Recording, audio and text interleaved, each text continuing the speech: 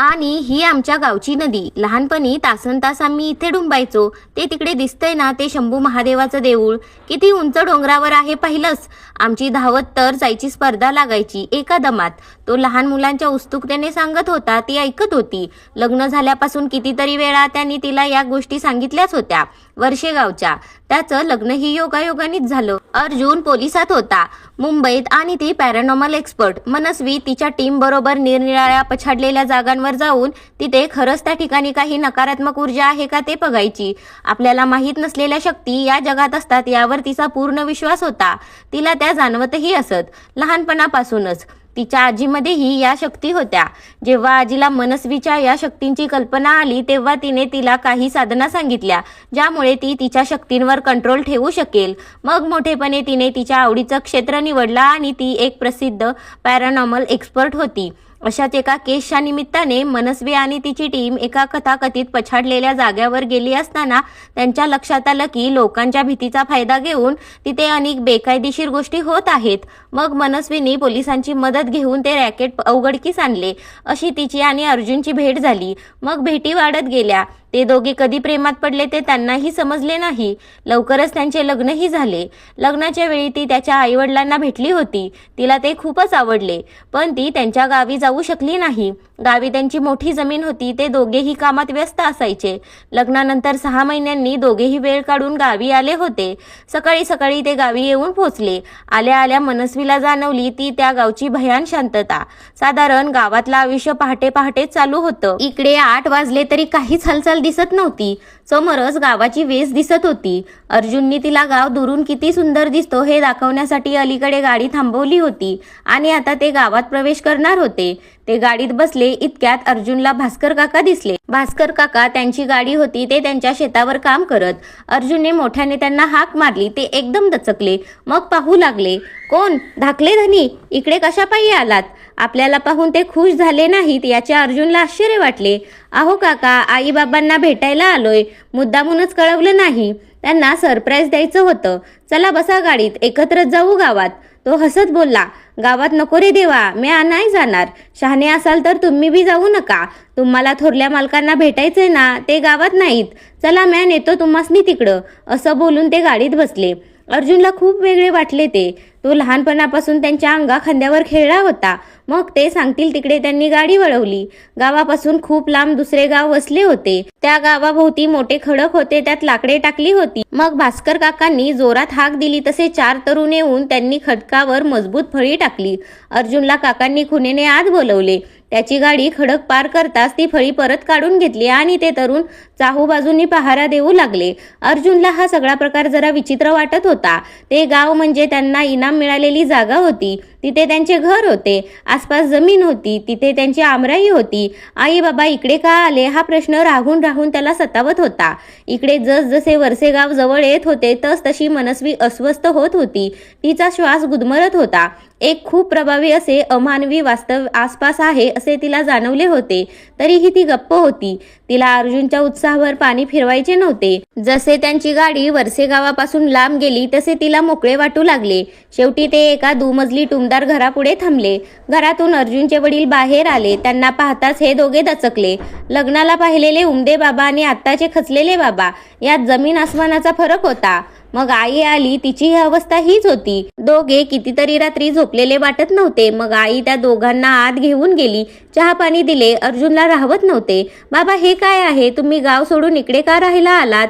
तुमच्या दोघांना काय झालंय? विकी कुठे आहे? तो आफ्रिकेला जायच्या आधी माझ्याकडे येणार होता. आता त्याचा फोनही लागत नाहीये. अरे बाळा, दमून आला आहे, जरा आराम कर, मग बोलू, आई म्हणाली. तिला हातांनी थांबवत बाबा म्हणाले, सांगू दे त्याला मला, आणि त्यालाही त्याशिवाय चैन पडणार नाही. बाळा, तुला तर माहित आहेच ना की तुझा धाकटा भाऊ विक्रम आफ्रिकेत असतो. तो तिकडे काय काम करतो हे आमच्या अडाण्यांच्या समजण्यापलीकडे आहे. यावेळी तो तिकडून जहाजाने आला. जो प्रवास विमानाने सहज होतो तो इतके दिवस घालवून जहाजांनी का आला? असे विचारताच त्यांनी एक मोठी पेटी दाखवली. ती पेटी एखाद्या मृत माणसाला ठेवतात तशी दिसत होती. त्यावर भयावह असे चित्र कोरले होते. त्याच्यासोबत निग्रोसारखे दिसणारे दोघे आले होते. ते कोणत्या तरी विचित्र भाषेत बोलत होते. मग ते तिघे त्या पेटीला घेऊन आपल्या गावाच्या टोकाला जंगलाच्या बाजूला असणारा वाडा आहे तिकडे घेऊन गेले. तेव्हा आमच्या मनात हा स्मगलिंग वगैरे करत तर नाही ना अशी शंका आली. विक्रम पहिल्यापासूनच महत्वाकांक्षी आहे. जे सगळे लोक करतात ते त्याला करायला आवडत नाही, तुला तर माहीतच आहे. मग ते तिघेही काही दिवस घराकडे फिरकलेच नाहीत. त्या वाड्यावर काय करत होते देवास ठाऊक. खरं सांगू मलाही त्या तिघांची खरं तर भीतीच वाटायला लागली होती. एक दिवस मारुती सांगत आला की ते तिघे ती पेटी घेऊन जंगलात गेले आणि ती पेटी तिकडेच कुठेतरी ठेवली. मग रोज ते तिकडे जाऊन काहीतरी वेगळ्या भाषेत जोरजोरात बोलत असतात. जंगलाच्या मध्ये ती पछाडलेली गडी आहे ना तिकडे ते जातात. हे ऐकल्यावर मला काहीतरी वेगळेच वाटायला लागले. मी त्यांच्यावर पाळत ठेवायचे ठरवले. मग गावातल्या 2 तरुणांना घेऊन त्यांच्या मागे गेलो. ती रात्र अमावस्येची होती. ते सहज चालले होते, आम्ही मात्र धडपडत होतो. गावातले लोक या भागात येत नाहीत. त्या गडीला पाद्र्याची गडी म्हणतात. फार पूर्वी ख्रिश्चन पाद्री येथे राहत असत. इथे कोणतेही चर्च नव्हते. मग ते तिथे राहून काय करत माहीत नाही.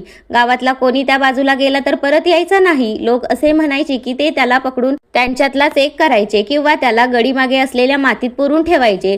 रात्री सैतान येऊन त्या माणसांना खायचा ज्याची ते सेवा करायचे. हळूहळू ते पाद्री नामशेष झाले. पण त्या भागात गेलेली माणसे अजूनही जिवंत परत येत नाहीत. आम्ही त्यांच्या मागे गेलो. ते पडक्या गडीत शिरले. ती जरी बाहेरून पडकी दिसत असली तरी आतून नीट होती, चांगल्या अवस्थेत. आत घुमटावर मोठी खोली होती. समोर एक चौथारा होता. कदाचित त्या चौथाऱ्यावर ते त्यांचा देव ठेवत असतील. त्यावर या तिघांनी मेणबत्त्या लावल्या, त्यामुळे तिथे थोडा उजेड झाला. त्यांनी तिथे मेणबत्त्या लावताच त्या दालनात आपोआप सगळीकडे मेणबत्त्या लागल्याप्रमाणे उजेड पसरला. त्या जागी अंग शहारण्या इतकी थंडी होती. आसपास अनेक दारे होती. त्या पाद्र्यांच्या राहण्याच्या खोल्या असतील. ही मंडळी त्यातल्याच एका दारातून गेले. आम्ही हळूच ते दार ढकलले. त्यातून बाहेर पाहिले. ते दार गडीच्या मागे उघडत होते. तिथे समाधीसारखे चौथरे होते आणि त्या सगळ्या चौथऱ्यांवर उलटा क्रॉस होता. तिकडची माती ओली आणि भुसभुसीत वाटत होती. तिथे एका चौथऱ्यावर ती शवपेटी ठेवली होती. हे तिघे जण त्यापुढे गुडघे टेकून बसले होते. इतक्यात अंग गोठवेल असा गारवा पसरला आणि त्या पेटीचे झाकण हळूहळू उघडायला लागले. इकडे सर्व चौथऱ्यांवरची झाकणेही बाजूला झाली. त्यातून ते पाद्री बाहेर पडले. पुढचे पाहायला आम्ही थांबलोच नाही. धावत बाहेर गेलो. ते त्यांच्या साधनेत होते म्हणून आम्ही तिथून निघू शकलो. माझ्या मूर्ख पोराने हे काय संकट आणलं होतं देवास ठाऊक. आम्ही सगळ्या गावात जाऊन लोकांना गोळा केले आणि जंगलात पाहिलेली हकीकत सांगितली. सगळ्यांनी मलाच दोष दिला कारण विक्रम माझा मुलगा होता.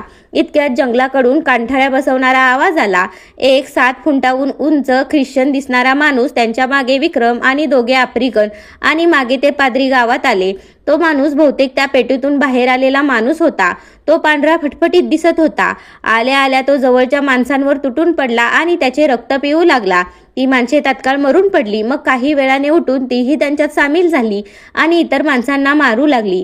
विक्रम आणि त्याचे साथीदार नुसते बघत राहिले. ते एखाद्या गुंगीत असल्यासारखे वाटत होते. शेवटी गावातल्या तरुण मुलांनी आग पेटवली. मग काठ्यांना कापड गुंडाळून मशाली बनवल्या. आग पाहिल्यावर ते मागे हटू लागले. मग सगळ्यांनी शंभू महादेवाच्या देवळाचा आसरा घेतला. ती मुलेही आमच्या बरोबर देवळात आली. त्यांच्यातल्या 2घांना त्यांनी ओढून नेले. माझ्या नालायक मुळामुळे गावावर फार मोठे संकट आले होते. दिवस झाला ते निघून गेले. एका मुलांनी त्यांना वॅम्पायर म्हणतात असे सांगितले. ते फक्त रात्री येतात आणि दिवसा पेट्यांमध्ये झोपून राहतात असे त्यांनी सांगितले. त्यांच्या छातीवर जर क्रॉस ठोकले तर ते कायमचे मरतात असेही तो बोलला. पण त्यांना शोधून हे असे काहीतरी करण्याची आमची हिंमत नव्हती. म्हणून आम्ही इकडे राहायला आलो. गावाभोवती खडक खोदून त्यात लाकडे भरतो आणि त्याची चाहूल लागताच ते पेटवतो. आमची शेती तिकडे आहे. फक्त दिवसा जाऊन काम करतो. तिन्ही सांजा होण्याच्या आत इकडे गावात येतो. आज ना उद्या जर त्यांनी दिवसाही बाहेर पडण्याचा मार्ग शोधून काढला तर गावावरच नाही या जगावर मोठे संकट येईल. अर्जुनच्या वडिलांचे बोलणे संपले. अर्जुन डोळे विस्पारून ऐकत होता. मनस्वी म्हणाली, तरीच गावाजवळ जाताच मला याची जाणीव झाली होती. अर्जुनची आई हात जोडून म्हणाली, पोरी यावर आता तूच मार्ग सांग. तुझ्यात चांगली शक्ती आहे मला माहीत आहे. मनस्वी म्हणाली, आई या शक्ती खूप प्रभावी आहेत. त्यांना हरवायला तशीच व्यक्ती हवी जी मला माहीत आहे. तिच्या डोळ्यापुढे फादर विल्यम्स उभे राहिले. ती त्यांना भेटायला गेली होती. ते आपल्या शक्तींनी लोकांची मदत करतात असे तिने ऐकले होते. पहिल्याच भेटीत त्यांच्यात पिता पुत्रीचे नाते निर्माण झाले होते. तिने त्यांना बोलवण्याचा निर्णय घेतला. दुपार झाली होती. सर्वांना काळजी घेण्यास सांगून ते तडक माघारी निघाले. पहाटे 3च्या सुमारास मुंबईत पोहोचले. अर्जुन दिवसभराच्या गाडी चालवण्यामुळे खूप दमला होता. त्याने आराम केला. सकाळी 10च्या सुमारास ती निघाली. वर्सोवाला सेंट मेरी चर्च होते, त्यांच्यात ते राहत होते. ती आल्यावर त्यांनी तिला आत बोलवले. मग ते म्हणाले, माय चाइल्ड, मला माहीत होते तू येणार. खूप मोठे संकट आहे, मला मदत लागेल. इतक्यात 5 फादर आले. हे माझ्यासारखेच आहेत. विक्रमने जे आणलंय ते खूप पुरातन आहे, त्यावर इलाज तसाच केला पाहिजे. चला निघूया. मग अर्जुन, मनस्वी आणि ते 5 जण निघाले. तुम्ही काय करणार फादर? काही विचार केला आहे? मनस्वीने विचारले.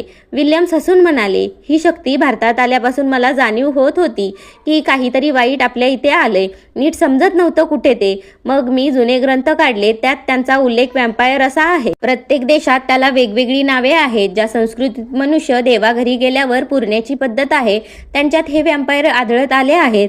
ते माणसांचे रक्त पिऊन आपल्या जातीचा प्रसार करतात. हा जो तुमच्या गावात विक्रमने आणला आहे तो इन्फेक्शन झालेला नाहीये, म्हणजेच दुसऱ्या एखाद्या वॅम्पायरचं रक्त पिऊन हा निर्माण झाला नाही. हा मूळ आहे. याच्यापासून या जमातीची सुरुवात झाली आहे. जगात असे फारच थोडे असतील. ते माणसांना भुलवून पैसे, खजिना किंवा काही इतर गोष्टींची प्रलोभने दाखवून आपल्या अधीन करतात व निरनिराळ्या ठिकाणी त्या माणसांना न्यायला लावतात, जेणेकरून सगळीकडे त्यांच्यासारखे निर्माण होतील. हे अतिशय शक्तिशाली असतात. त्यांना दिवसेचा उजेड सहन होत नाही, परंतु अंधाऱ्या जागी, जसे जंगल, एखादे खोल जमिनीतले तळघर, अशा ठिकाणी ते दिवसाही शक्तिशाली असतात. ते कोणत्याही माणसाचे, प्राण्याचे, पक्ष्याचे रूप घेऊ शकतात. त्या आगीला घाबरतात. आकाश, पाणी यात ते सहज संचार करू शकतात. माझ्याबरोबर असलेले हे सर्व वेगवेगळ्या ठिकाणचे फादर आहेत. माझ्याप्रमाणेच किंवा माझ्यापेक्षा शक्तिशाली आहेत. यातले एक आंधळे आहेत, पण गॉडनी त्यांना दिसण्याची शक्ती दिली आहे. पण ते वाईट शक्तींना पाहू शकतात, त्यामुळे आपली नजर चूक होणार नाही. योग्य अशाच व्हॅम्पायरला आपण मारू शकू. दुसरे फादर आहेत, ते ऐकू शकत नाहीत, पण वातावरणातील नकारात्मक ऊर्जा त्यांना जाणवते. तिसरे फादर बोलू शकत नाहीत, परंतु नकारात्मक शक्तींची भाषा त्यांना समजते. बाकीचे दोघे क्रॉस मंत्रून देणार आहेत, जेणेकरून ते आपण व्हॅम्पायरच्या छातीत ठोकू शकतो. माय चाइल्ड, यावेळी पहिल्यांदाच मला शंका येते की मी यशस्वी होईन की नाही. मग ते लोक राहत असलेल्या ठिकाणी पोहोचले. मनस्वीने सगळ्यांना एकत्र जमायला सांगितले. मग फादर विल्यम्स बोलले, लोक हो, आता आम्ही आलो आहोत. आता सकाळचे 8 वाजले आहेत. तुम्ही सर्वांनी आम्हाला लाकडाच्या पट्ट्या कापून द्या, जेणेकरून आपल्याला क्रॉस बनवता येतील. आमच्याबरोबर जंगलात फक्त काही ठराविक लोक येतील. त्यांनी काही जणांना निवडले. त्यात अर्जुनचे वडील होते. गावातल्या सर्व लोकांना ओळखत होते, म्हणून त्यांना फादरने निवडले होते. मनस्वी, तू इथेच राहून गावाचे रक्षण करणार आहेस. मग त्यांनी तिला गावाभोवती असलेल्या खडकात मंतरलेले पाणी शिंपडण्यास सांगितले व ते करताना कोणता मंत्र बोलायचा तेही सांगितले. काहीही झालं तरी कोणालाही त्या रिंगणाबाहेर जाऊ न देण्याची जबाबदारी त्यांनी मनस्वी आणि अर्जुनवर सोपवली. काही वाईट आसपास आलं की मनस्वीला नक्की जाणवेल ही त्यांना खात्री होती. फक्त तीच या ठिकाणाचे रक्षण करू शकत होती. मग फादर आणि गावातल्या लोकांनी मिळून लाकडी क्रॉस तयार केले. जे फादर आले होते त्यांपैकी दोघांनी मंत्र म्हणून ते सिद्ध केले. फादर विल्यम्स बरोबर जाणाऱ्या लोकांना गळ्यात संरक्षण क्रॉस घातले. संध्याकाळी ते निघाले. तोपर्यंत मनस्वीने मंत्राचे रिंगण गावाभोवती पुरे केले होते. फादरनी त्याची पाहणी करून ते योग्य असल्याचे सांगितले. सर्वांनी त्यांना शुभेच्छा दिल्या. अर्जुनच्या वडिलांनी विक्रमला सुखरूप परत आणा अशी विनवणी केली. मग ते निघाले. वरसे गावात आले. इतक्या सुंदर गावाचा दुरवस्था झाली होती. अर्जुनचे वडील जंगलाच्या रस्त्यांनी नेत होते. सगळ्यात पुढे ते आंधळे फादर होते. ते न अडखळता चालत होते.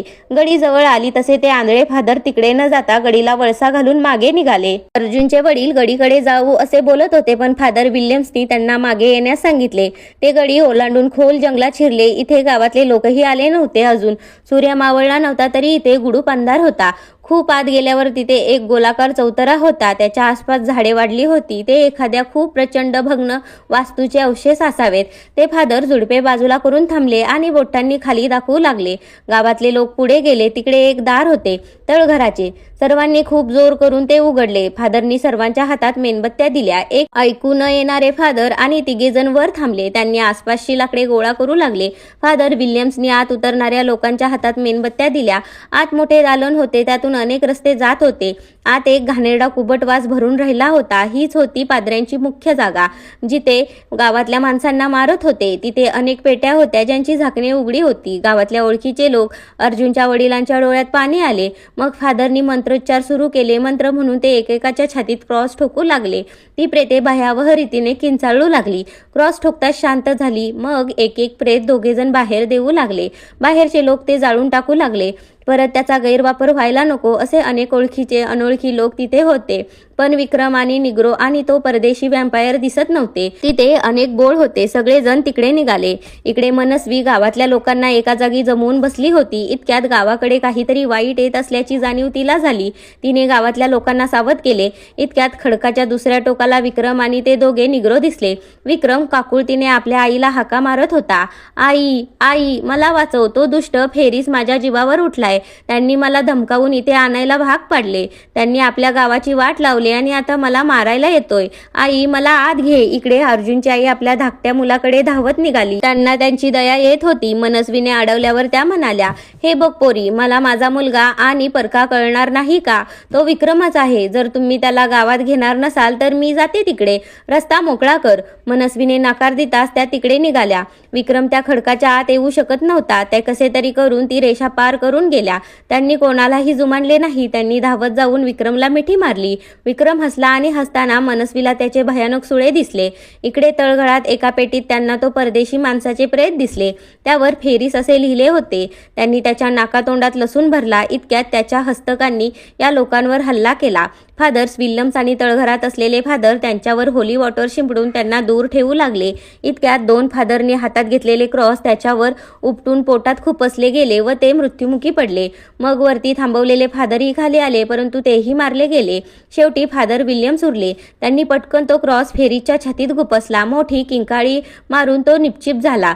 त्याला सगळ्यांनी तिथेच अग्नी दिला. मग एक एक करून त्या तळघरातल्या सर्वांना शोधून जाळे. मग ते परत जायला निघाले.